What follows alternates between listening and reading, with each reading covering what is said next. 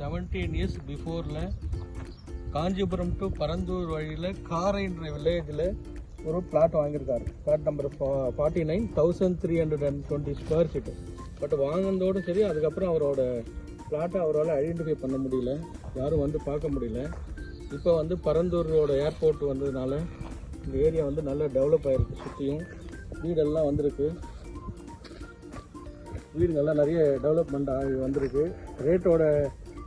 பிளாட்டோட ரேட்டும் பார்த்திங்கன்னா நல்லா இன்க்ரீஸ் ஆகிருக்கு, ஸ்கொயர் ஃபீட் ரேட்டு. ஸோ இப்போ வந்து அவர் ஐடென்டிஃபை பண்ண முடியாமல் எங்கள் நிலம் இன்சைட்ஸ் அந்த வெப்சைட்டை போயிட்டு கேள்விப்பட்டு அது மூலிமா அவரோட டாக்குமெண்ட்ஸ்லாம் எங்களுக்கு அனுப்பிச்சி இதை எங்களுக்கு ஐடென்டிஃபை பண்ணி கொடுங்கன்னு கேட்டிருந்தாங்க.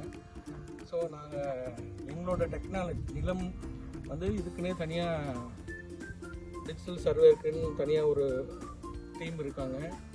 இந்த வெப்சைட் இது தனியாக ஐடென்டிஃபை பண்ணுறதுக்காக ஒரு வெப்சைட் பண்ணி வச்சுருக்கோம்.